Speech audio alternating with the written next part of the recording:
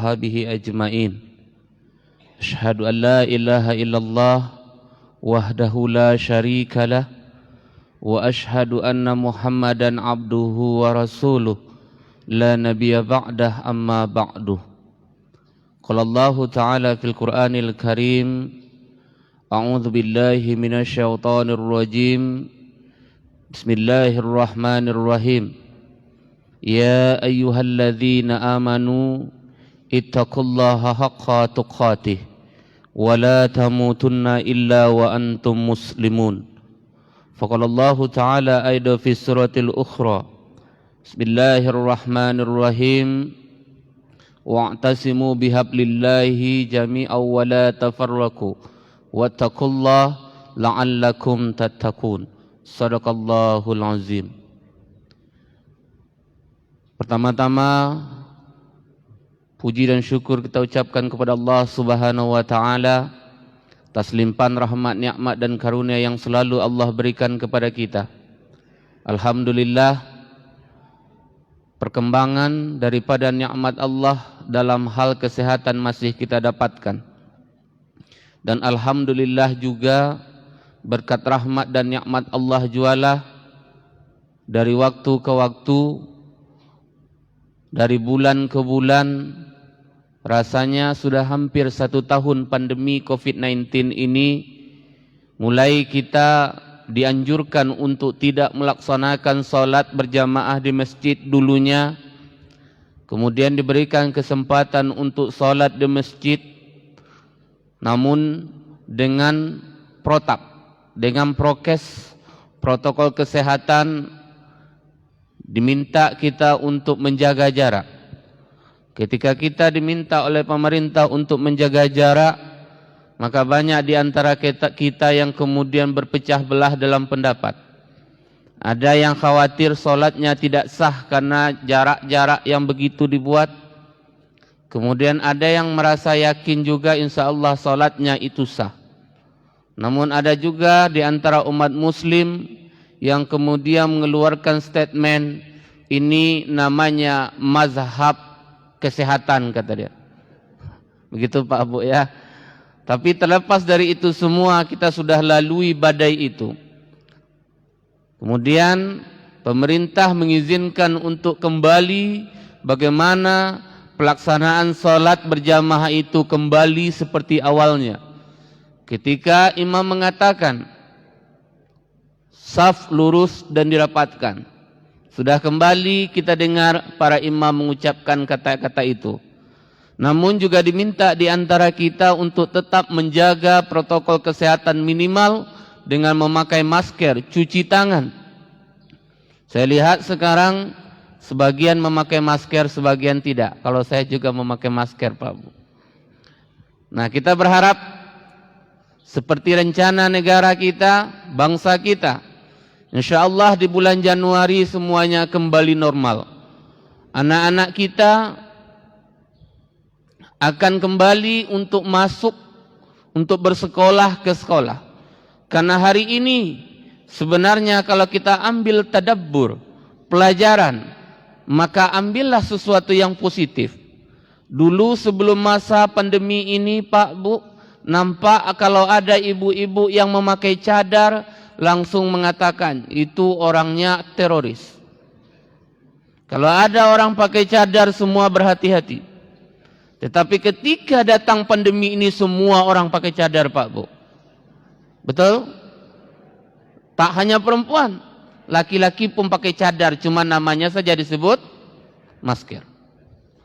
Kemudian ada lagi, ketika ada Rasulullah, di antara hadis Rasulullah sallallahu alaihi wasallam mengatakan, bahkan Rasulullah dengan jelas mengatakan bahwasanya apabila ada seorang yang bukan muhrim bersalaman, dia bersentuhan kulit dia antara laki-laki dan perempuan yang bukan muhrim secara disengaja, maka Rasulullah katakan di dalam hadisnya, lebih baik bagi dia itu nanti untuk supaya dia menghindari. Kenapa? Karena Allah sudah mempersiapkan sebuah jarum yang dipanaskan dalam api neraka bertahun-tahun lamanya, dan itu akan ditusuk-tusukkan kepala mereka.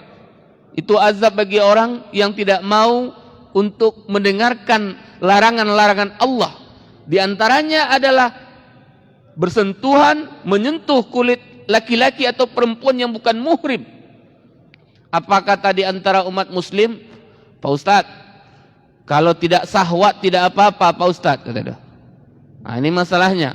Cuman dibalik itu semua Pak Bu, kalau dia salaman dengan anak gadis orang tak apa-apa, katanya tidak sahwat Pak Ustadz. Kalau dia salaman dengan istri orang, dia jawab tak sahwat Pak Ustadz. Tapi kalau orang lain salaman dengan istrinya, marah dia Pak. Nah, ini kan luar biasa nih.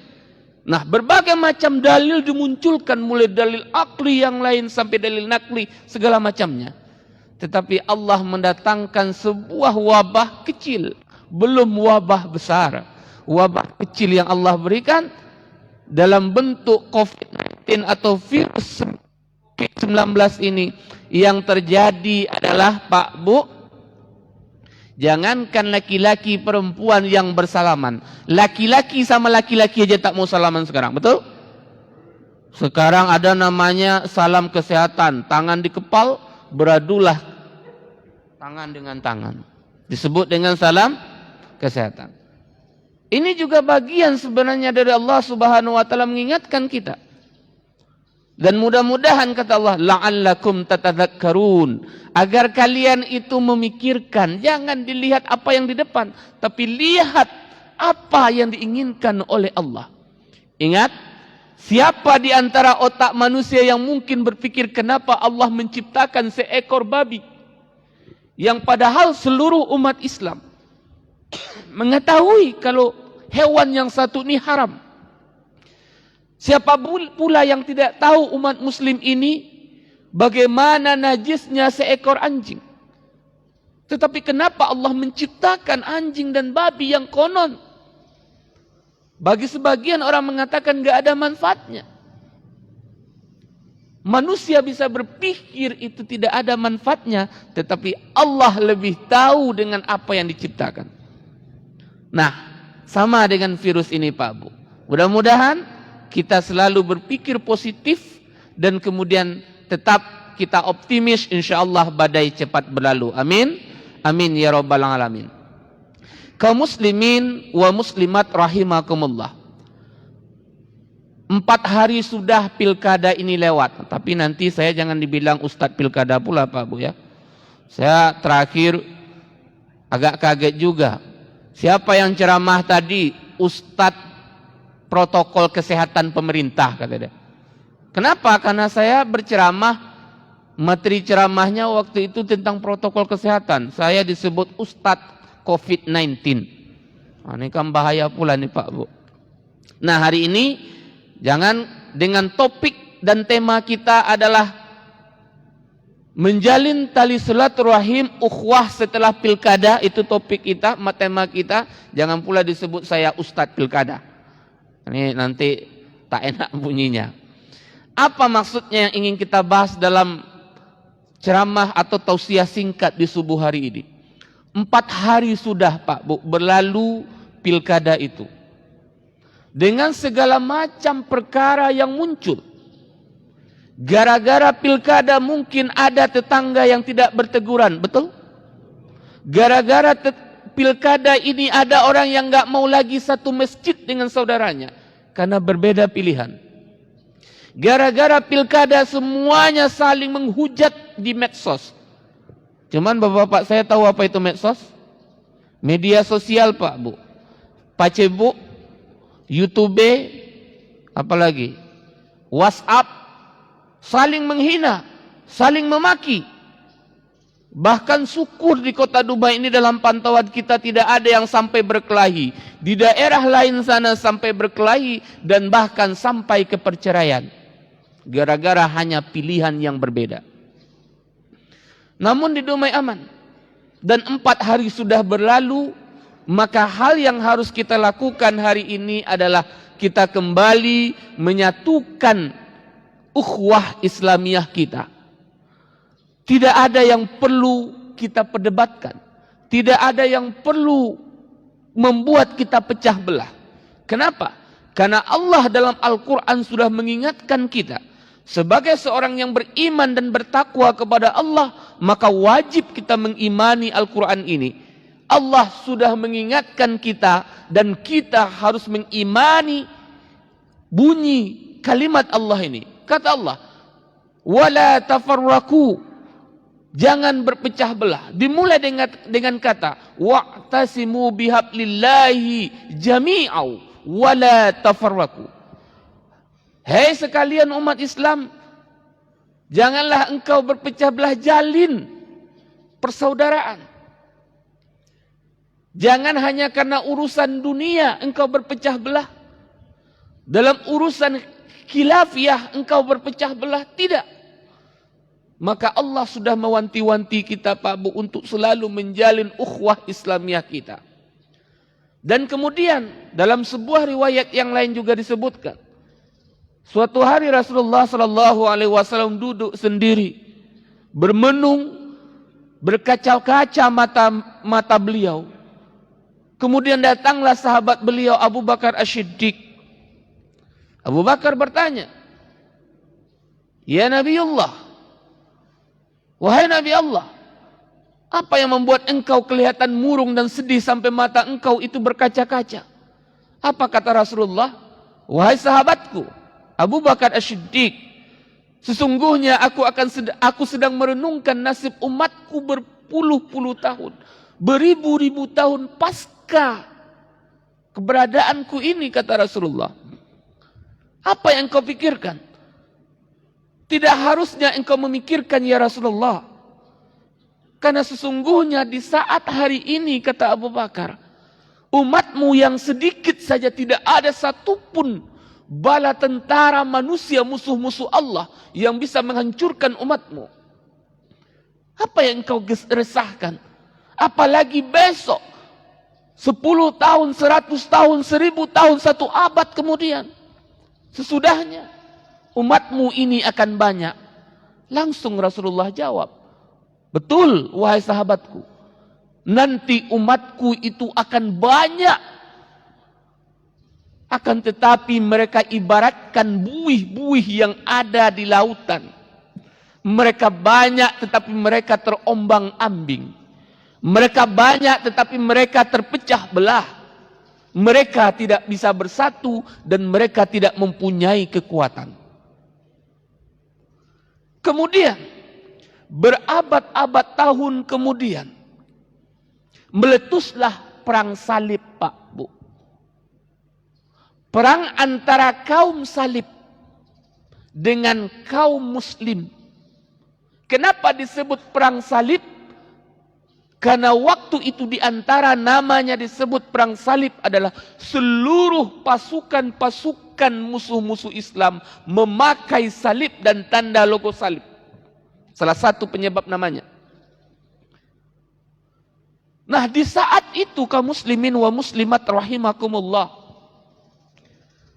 logika manusia tidak masuk. Sampai akhir abad pun, sampai akhir zaman pun, tidak akan masuk logika manusia minoritas mengalahkan yang banyak. Tidak ada logikanya manusia itu Pak Bu. Dan logika inilah yang kemudian oleh jenderalnya kaum salib yang menjadi beban pemikirannya. Dari segi jumlah pasukan, jauh kaum muslim yang dipimpin oleh seorang jenderal muslim yang terkenal, Salahuddin Al-Ayyubi. Dari jumlah pasukan jauh perbedaan. Dari jumlah perlengkapan senjata jauh lengkapnya persenjataan musuh. Namun kaum muslimin wa muslimat rahimakumullah, dalam berlangsungnya pertempuran itu tidak sekalipun musuh-musuh Islam memenangkan pertempuran. Sehingga dikumpulkanlah seluruh komandan-komandan tentaranya oleh jenderal perang salib ini. Dirapatkan, didiskusikan, dievaluasi. Kenapa setiap kali pertempuran selalu kalah? Cari apa penyebabnya. Dari segi jumlah, rasanya tidak mungkin kalah-kalah. Dari segi persenjataan, rasanya tak mungkin kalah juga. Dijawablah oleh salah seorang komandannya, sesungguhnya sampai kapanpun jikalau kita hendak berperang dengan kaum muslim, maka sungguh tidak akan kita dapatkan kemenangan itu. Bukan karena jumlah, bukan karena peralatan tempur, tetapi persoalannya adalah keinginan dan mental di hati orang-orang muslim itu. Di hatinya tertancap, tidak ada lagi ketakutan untuk mati. Bahkan dia meminta mati dalam pertempuran. Sehingga semangatnya itu membara. Terus bagaimana cara mengalahkan umat Islam ini? Dikumpulkan seluruh pendapat sampai kepada satu titik, yaitu ghazul fikri, perang pemikiran. Jauhkan pemuda-pemuda muslim dari masjid. Jauhkan orang-orang Islam itu dari kitab sucinya. Buat mereka berpecah belah. Hari ini kira-kira apa yang dibuat strategi berabad-abad tahun yang silam terjadi tidak? Kita lihat yang pertama. Jauhkan pemuda-pemudi kaum muslim itu dari masjid. Sekarang kita lihat Pak Bu. Pagi ini lebih banyak mana bapak-bapak atau ibu-ibu saya yang masih muda-muda ini dibanding anak-anak muda? Masih banyak bapak yang muda-muda Pak ya. Nanti kalau sebut bapak yang tua marah nanti Pak Haji sama saya. Kita lihat jauh. Bukan hanya di Masjid Taqwa, lihat di mana-mana. Bukan kita katakan tidak ada, tetapi mana yang lebih banyak. Dia jauhkan generasi-generasi kita, muda kita dari masjid. Mungkin ada pendapat Pak, kan bisa sholat di rumah. Kaum muslimin wa muslimat rahimakumullah.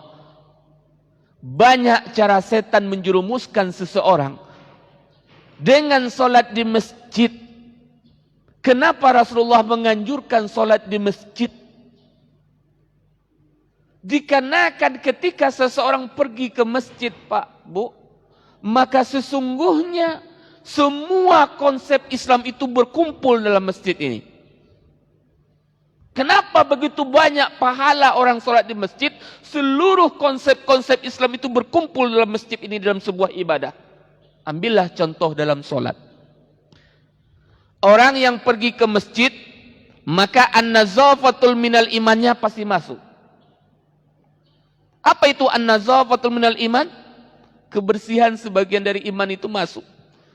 Orang kalau mau berangkat ke masjid pasti cium kiri kanan dulu Pak Bu.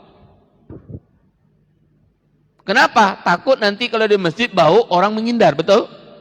Bersih. Kalau sholat di rumah, jangan-jangan sholat pakai singlet. Yang merasa ketawa.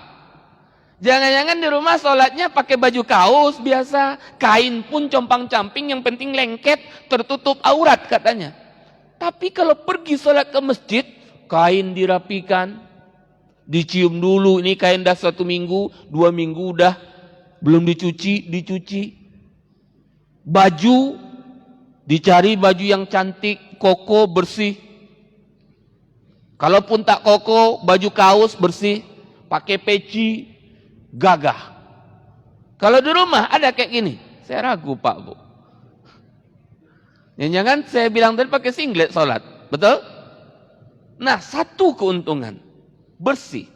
Yang kedua, kalau hendak pergi ke masjid untuk sholat berjamaah, di dalamnya ketemulah yang tadinya bertetangga tak pernah berteguran, yang hidup bertetangga berpuluh-puluh tahun tak teguran, pas ketemu sama-sama masuk di depan pintu masjid.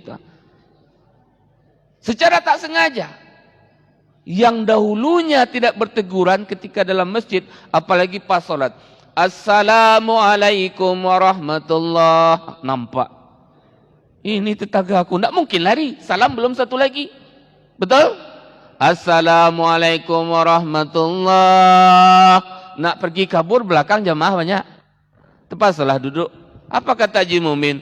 Astaghfirullahalazim alladzi la ilaha illa huwal hayyul qayyum wa atubu ilaih. Kalau Haji Mukmin nih, kalau berzikir paling lama, betul? Betul?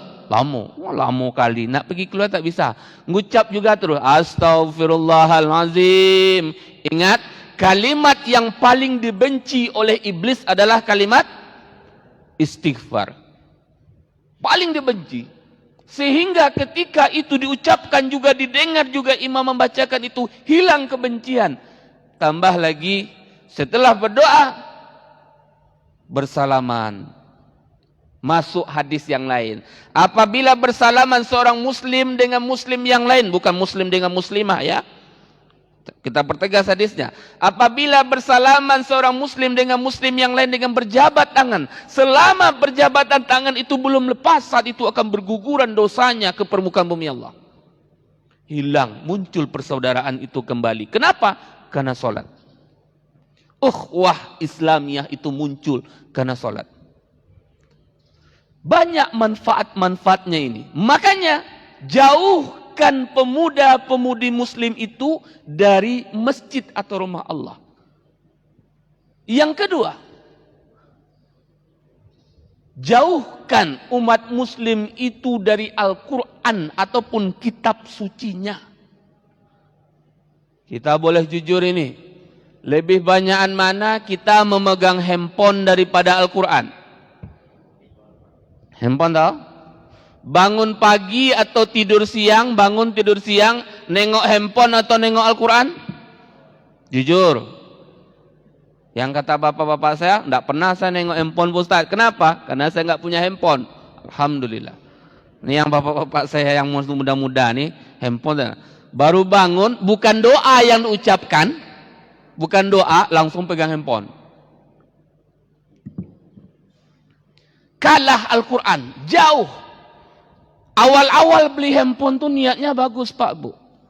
Innamal a'malu binniat Pak Ustaz. Kenapa itu Pak? Yang penting niat Pak Ustaz. Niat saya beli handphone Pak Ustaz biar bisa menginstal Al-Quran. Diinstal Al-Quran. Betul? Ditengok? Iya betul. Mempermudah Pak Ustaz. Sehingga saya kalau kemana-mana buka handphone baca Al-Quran Pak Ustaz. 1 bulan pertama beli handphone, betul. Pergi ke masjid, baca, buka handphone, baca Al-Quran. Bulan kedua, handphone tinggal. Alasan apa? Larangan di masjid. Matikan handphone di saat pelaksanaan ibadah. Ngapain kita bawa handphone? Tinggal nih Al-Quran. Fungsinya handphone ini kembali ke habitatnya. Apa habitatnya? Ya gadget. Akhirnya apa yang terjadi? Tidak pernah lagi membaca Al-Quran di handphonenya. Dan Al-Quran berupa kitab di rumahnya pun tak pernah terbuka lagi. Masuk strategi itu. Jauhkan umat Islam itu dari kitab sucinya. Bahkan ada yang membaca Al-Quran Pak Bu, tetapi masih terlena dalam tahapan pembacaan Al-Quran tahap pertama. Kenapa kita sebut tahapan pertama? Membaca Al-Quran itu, mengambil Al-Quran itu sebagai sumber kehidupan hudalin nas. 3 caranya. Yang pertama adalah baca Al-Quran itu. Tahap pertama. Al-Quran itu dibaca, kita tanya. Selama hidup kita ini, kalau ada yang berumur 40 tahun, ada yang berumur 50 tahun, ada yang berumur 60 tahun di antara kita yang hadir di rumah Allah ini, tanya di tahapan pertama ini, sudah berapa kali khatam Al-Quran? Kalau belum pernah sekalipun khatam Al-Quran sampai umur 60 ini, tampungkan tangan kepada Allah Subhanahu wa taala. Ya Allah, jangan ambil nyawaku dulu ya Allah. Jangan matikan aku dulu ya Allah. Berikan aku kesempatan. Aku berjanji kepadamu ya Allah, aku akan membaca kitab sucimu ini, menghatamkan minimal sekali seumur hidup. Makanya Allah katakan, ya ayyuhalladzina amanu ittaqullaha haqqa tuqatih wa la tamutunna. Jangan mati dulu kalian, kata Allah, illa kecuali wa antum muslimun. Jikalau engkau sudah menjadi seorang muslim. Apa itu muslim? Sallama yusallimu, selamat, diselamatkan, menyelamatkan. Kalau orangnya ditambah mim di depannya menjadi muslim. Apa itu muslim? Orang yang selamat. Bagaimana selamat? Al-Quran tidak pernah tamat sekalipun dikhatamkan. Nak pingin selamat juga, selamat dari apa? Selamat dunia. Kenapa tidak susah juga hidup tuh? Ngeluh terus. Ngeluh, susah terus. Kenapa? Enggak pernah mengambil pelajaran.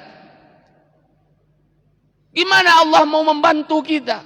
Sementara kitabnya, baca, kalimat Allah itu tidak pernah kita baca. Ngeluh juga. Belum lagi selamat di kubur. Bagaimana bisa selamat di kubur ketika Al-Quran itu tidak pernah dibaca? Atau jangan-jangan ada di antara kita yang di rumah itu Al-Qurannya itu sampai berabu-abu. Dibukanya kalau jatah giliran wirid di rumah dapat sekali setahun tuh. Tapi saya yakin di sini nggak ada. Ini baca Al-Quran terus. Nah, kaum muslimin wa muslimat rahimakumullah. Itu yang kedua. Kemudian yang ketiga, pecah belah umat muslim itu. Ini berabad-abad strategi Belanda di Indonesia ini, Pak Bu. Sehingga orang-orang lama mungkin pernah tahu dan kenal ada namanya tentara Londo. Yang orang lama tahu betul nih. Tentara Londo ini terkenal lebih kejam daripada tentara Belanda nih Pak Bu dalam sejarahnya. Dalam sejarah negara Republik Indonesia ini ada namanya tentara Londo. Lebih kejam daripada Belanda itu sendiri. Pakaiannya loreng. Layaknya pakaian seragam tentara Belanda. Tetapi dia orang Indonesia asli. Dulu adanya di daerah timur. Konon dalam sejarahnya bergerak sampai masuk Riau. Dalam sejarah sebelum kemerdekaan Republik Indonesia ini. Lebih kejam. Kalau Belanda itu masih takut nak membunuh rakyat Indonesia ini. Takut. Nanti terjadi pergolakan, gejolak di mana-mana. Mereka pendatang, mereka tahu diri. Dibuatlah sebuah kelompok namanya tentara loreng atau tentara Londo ini. Kalau tidak suka, bunuh. Kaum muslimin wa muslimat rahimakumullah. Itu yang terjadi. Adu domba, politik adu domba.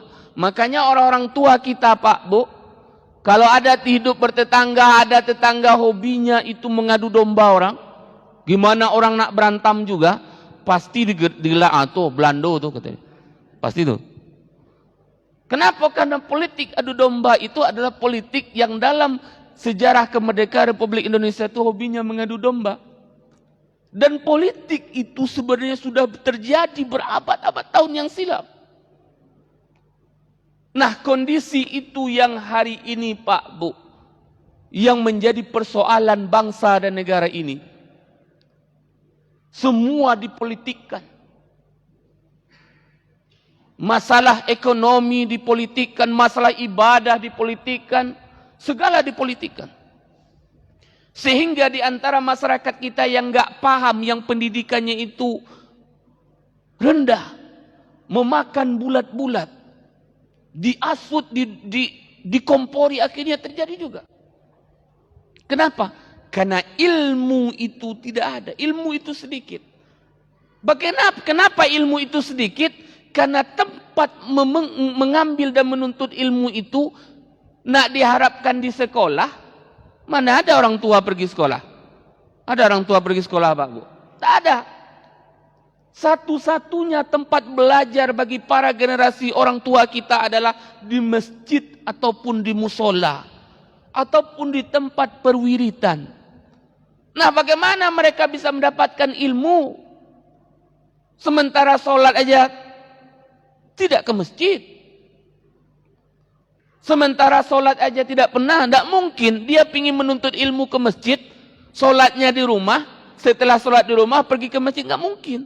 Tentu harus sholat berjamaah dulu. Nah, oleh sebab itu, ukhuwah Islamiyah ini Pak, Bu, harus dibentuk. Bagaimana cara membentuk ukhuwah Islamiyah di kota Dumai ini? Salah satunya adalah dengan sholat berjamaah.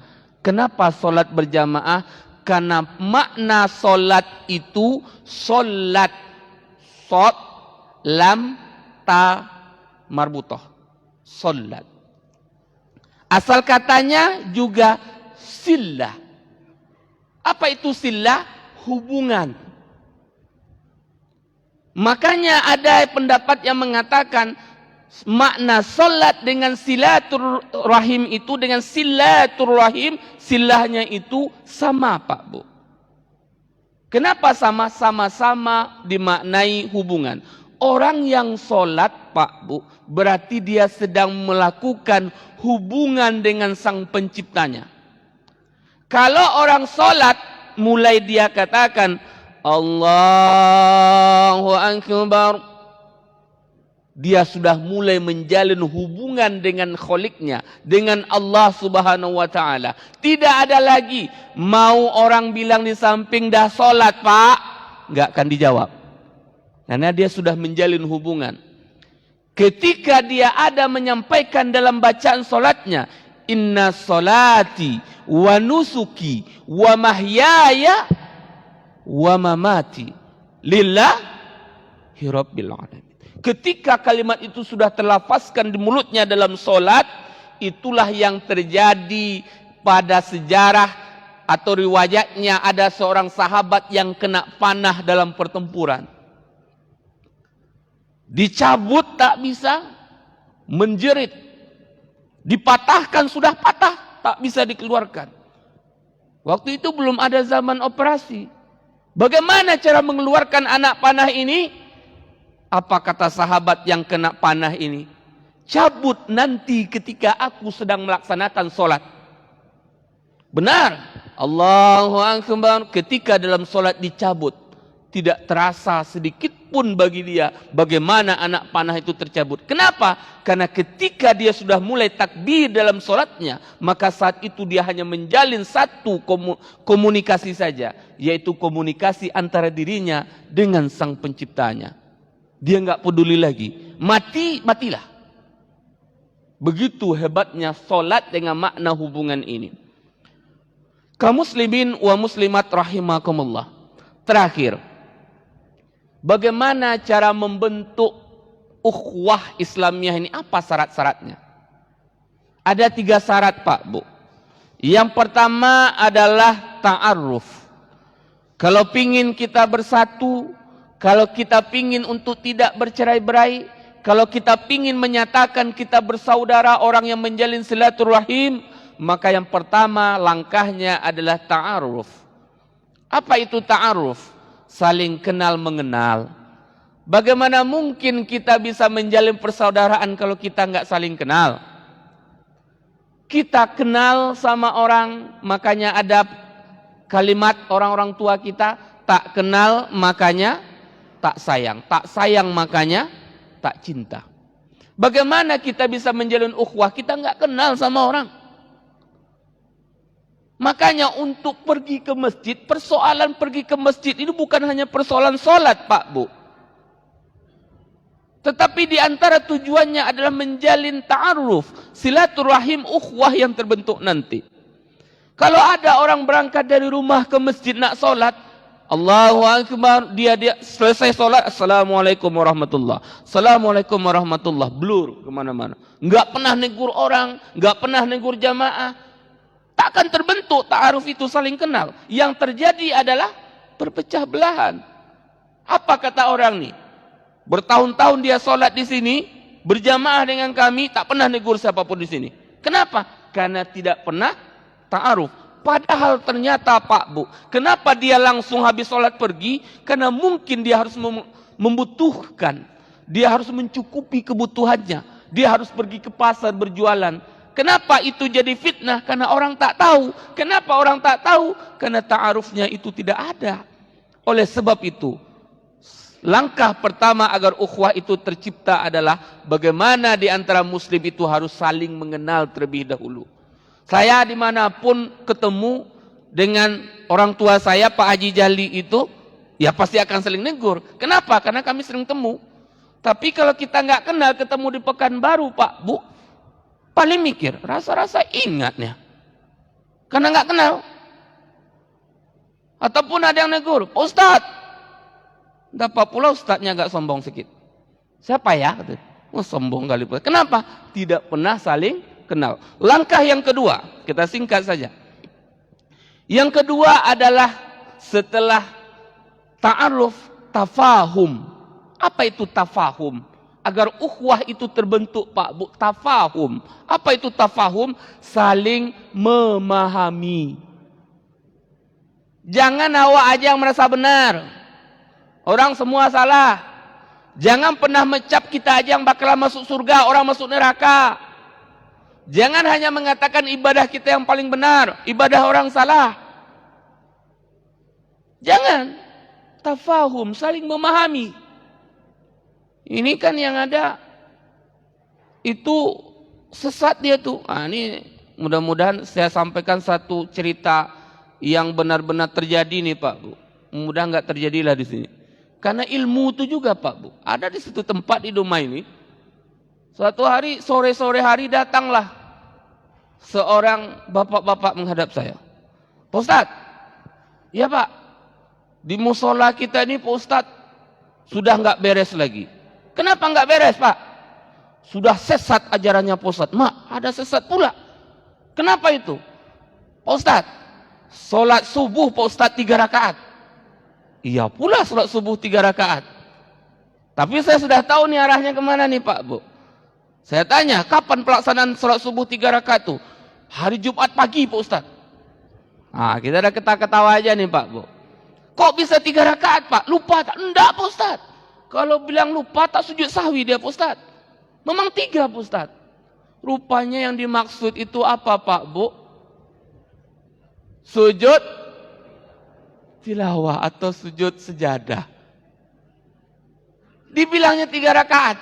Apa dia? Saya nggak akan sholat ke masjid itu lagi. Sesat. Bahkan Pak Ustadz, minggu yang lewat, sholat maghrib Pak Ustadz, itu 2 rakaat. Wah ini kan terbalik lagi Pak. Sholat maghrib 2 rakaat. Kenapa? Nggak tahu, pokok 2 rakaat, kami yakin jamaah itu cuma 2 rakaat. Terus habis itu Pak Ustadz, enak aja Pak imamnya. Setelah salam 2 rakaat, sujud lagi 2 kali. Itu kan sesat tuh Pak Ustadz. Ini kan ilmu lagi nih. Orang lupa, sujud sahwi, dibilang sholatnya sesat. Saya jelaskan, Pak, kalau yang pagi itu bukan sholat subuh yang 3 rakaat. Ada namanya sujud tilawah atau sujud sejadah. Kemudian yang maghrib itu namanya orang lupa, ada namanya sujud sahwi. Dah berteriak, kata Pak Haji, kalau berbunyi berhenti. Saya lanjutkan satu saja Pak Haji. Saya berharap nggak terjadilah sini cerita tadi Pak Bu. Yang akhirnya Pak tak mau ke masjid karena mengatakan orang sesat. Ini masalahnya. Padahal ilmu itu yang nggak sampai. Yang ketiga, yang pertama tadi ta'aruf, yang kedua tafahum, yang terakhir ini yang paling payah. Orang banyak katanya menjalin silaturahim, dah kenal saya Pak Ustadz. Kalau sakit saya selalu hadir. Betul. Yang tahap ketiga ini yang paling payah Pak Bu. Apa itu? Syarat untuk dikatakan ukhuwah itu sudah ada yang ketiga ini adalah ta'awun. Apa itu ta'awun? Sudah ke tahap tolong menolong. Kenal sudah, saling memahami sudah. Ke tahapan yang berikut yang terakhir adalah ta'awun. Saling tolong menolong. Tetangga susah, diam saja. Tetangga tak makan, lantaklah situ. Tetangga ada jamaah lihat kainnya compang-camping, nasibmu lah Pak. Nampak kupiah itu warnanya, tahu kita putih dah agak hitam-hitam, kuning-kuning. Nampak jamaah ini misalnya, nasibmu lah Pak. Itu namanya. Habis itu ditanya, sudah ukhuwah? Sudah. Apa ukhuwah? Karena level tingkatan ukhuwah syarat yang terakhir yang ketiga itu adalah ta'awun. Nampak orang kain compang-camping, Pergi ke pasar Senggol, beli kain. Pak, ini ada sedikit, tapi jangan dibilang pula, Pak, kain bapak itu udah compang-camping nih, ganti. Tersinggung orang Pak, Bu. Makanya diawali dengan saling kenal. Ada TPK jamaah nih nggak pernah senyum Pak, Bu. Ada nggak Pak Haji? Pokoknya datang ke masjid ini budut aja kita. Iya kan? Tapi harus ada ta'aruf. Apa itu ta'aruf? Kenal, tafahum saling Pak. Oh iya, ternyata memang bawaan si bapak tuh kalau kemanapun nggak senyum. Jadi ketika ta'awunnya dilaksanakan menolong, tahu bapak itu paling nggak suka kalau disinggung. Maka diambillah kain itu dimasuk. Pak, mungkin ada cara, dibeli 3 supaya dia nggak tersinggung. Bapak ini dikasih, bapak ini dikasih. Pas giliran dia dikasih, dia merasa tidak dihina. Akhirnya tertolong, dia berganti kainnya. Itu baru ta'awun. Ini tidak. Tetangga berhutang dengan rentenir, dia santai saja. Bahkan jadi pokok dan bahan gunjingan. Lihat tuh, hutang sama rentenir. Dia ada. Mengaku juga punya ukhuwah. Seharusnya bagaimana? Ketika tetangga itu sedang kesusahan, bantu. Makanya ketika Rasulullah katakan, jikalau engkau memasak, lebihkan kuahnya, tapi jangan kuahnya dikasih ke tetangga. Apa maksud kuahnya itu? Jangan maknai secara maknawi. Setiap masak, kuahnya dibanyain. Kasih sedikit tahu, kuah. Bukan itu maksudnya. Kata Rasulullah itu, bagaimanapun engkau memasak itu kuah nak terberi sama engkau. Kalau engkau sanggup ada ikannya sepotong, masukkan ikan sepotong. Sanggup 2 potong, masukkan. Sanggup semua-semuanya, kasihkan. Kalau gitu saya lapar Pak. Enggak boleh juga seperti itu Pak. Iya, enggak boleh. Tetapi pernah enggak ada di antara sahabat yang menyerahkan seluruh hartanya untuk agama Allah? Ada. Siapa orangnya? Abu Bakar As-Siddiq. Ambil seluruh hartaku ini ya Muhammad. Jangan sisakan untukku. Ada lagi yang lebih hebat daripada itu. Ada. Siapa? Khadijah, istrinya Rasulullah. Ketika beliau sudah sakit-sakitan, ketika beliau sedang dipeluk oleh Rasulullah, netes air mata Rasulullah. Apa kata Khadijah? Wahai suamiku, kalau masih kurang rasanya agama Allah ini masih membutuhkan apa yang aku miliki. Andai aku sudah mati dan menjadi tulang belulang besok ya suamiku, gali kuburku, ambil tulang belulangku untuk agama Allah ini. Kalau kita apa? Kalau ditanya, sudah berapa sumbangannya? 5.000, 10.000, 100.000. Terus, nak pingin masuk surga juga. Jawablah kita masing-masing. Rasulullah itu seluruhnya diserahkan. Istrinya seluruhnya diserahkan. Abu Bakar ambil seluruh hartaku. Umar bin Khattab, siapa yang membilang Rasulullah itu mati, kupotong lehernya. Dalam hal ekonomi, ambil hartaku ini. Utsman bin Affan punya wakaf. Ali bin Abi Thalib punya intelek, pemikiran yang tinggalkan turun-temurun sampai hari kiamat nanti. Kita, makanya sahabat-sahabat ini kata Rasulullah bersamaku di surga. Kita nak nyumbang 1.000, 2.000, itu pun sekali 2 kali kalau sudah terlalu sering orang ke kedai kita. Nah, dia lagi datang, nyumbang 2.000, dia lagi datang nih. Kemudian mengharapkan surga juga, tanya diri kita masing-masing. InsyaAllah kita bukan termasuk golongan itu. Amin, amin, ya Rabbal Alamin. Karena waktu sudah habis, lain waktu dan kesempatan apabila ada waktu dan pertemuan lagi kita sambung.